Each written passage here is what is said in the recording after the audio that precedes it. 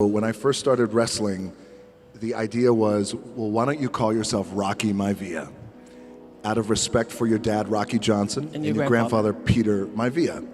I hated the name. And I thought, well, I just wanted to make my own way.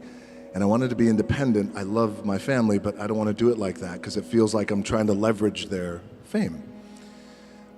The powers that be said, nope, that's your name. I was also told, well, when you go out and you wrestle, you have to smile. I want you to smile big.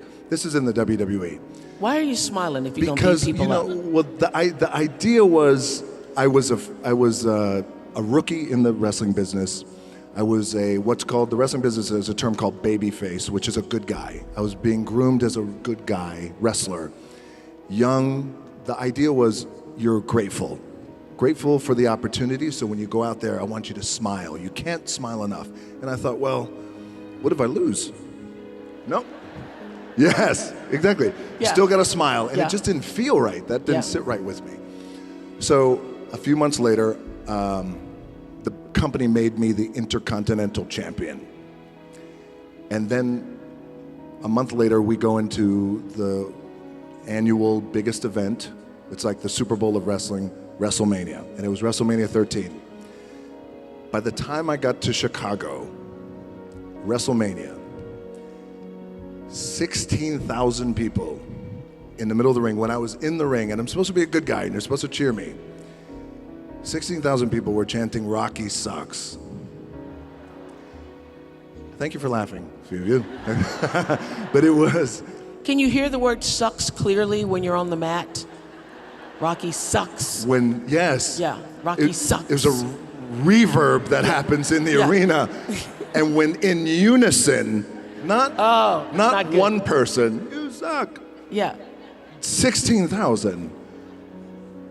And I remember laying there in the ring, and the referee said to me, don't listen to him. And it was crippling for me. Yeah. But so then, at that time, the powers that be thought, this isn't going to work, and for whatever reason, people are not liking you and they're not connecting with you. And so in that moment, it was very defining because I asked then if I could just be myself. And if I could go out there and if I can speak to the crowd and if I could just be myself and be authentic.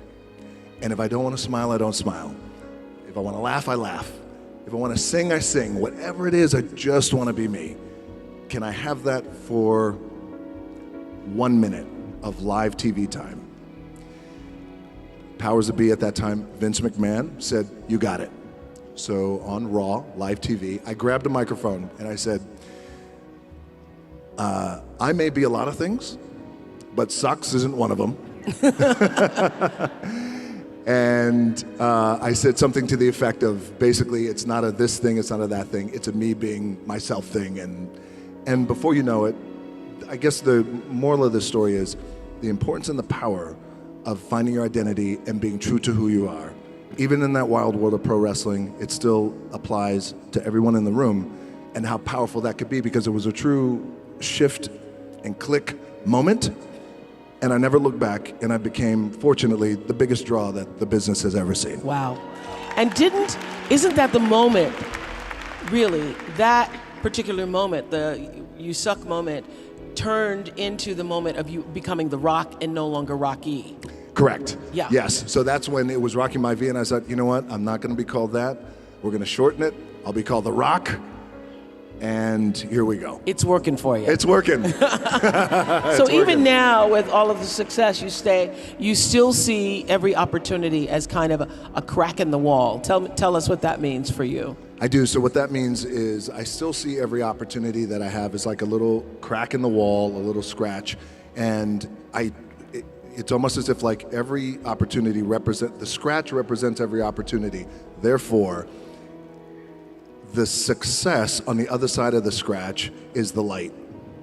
Scratching hard, clawing, digging, it's that mentality to really take advantage of every opportunity I have. So, have you reached the point where you accept your success. Like the world sees it, we all know it, 169 million Insta followers.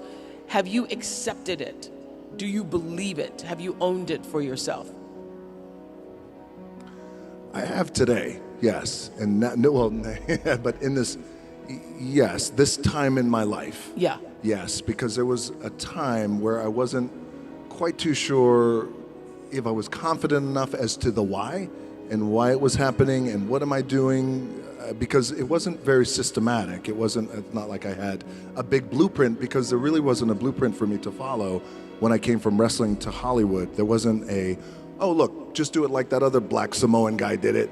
Yeah. And you're going to be great. Yeah. Because at that time, the biggest movie stars in the world were George Clooney and Yeah, Brad and then Pitt. the movie you did with Arnold Schwarzenegger, it was sort of like, it felt like it was a passing of a torch. I did a movie called The Rundown, yes, Yes. where he walked by and he said, "Have fun," and he was great in that. And do you prefer the acting or the wrestling, or all of it? All of it is connected for you. I think all of it is connected. You know, what I do love, I love whether it's acting or wrestling or producing or any of the other businesses or investments, it all just has to have a connective tissue to me. And the things I Explain love. wrestling to me. Why isn't it not just beating people up? I know it's more. There's a discipline to it. There's an art to it. Yes, right? it's almost like a physical soap opera. And I always say with Physical wrestling, soap opera. Okay. it's like a physical soap opera, like physical theater. I always tell people, I say, you know, whenever I would win, it was very real. Like wrestling is very real because I was literally beat my opponent and it was very legit. But whenever I would lose, oh, it's fake. It's not real. It's hard. That didn't happen.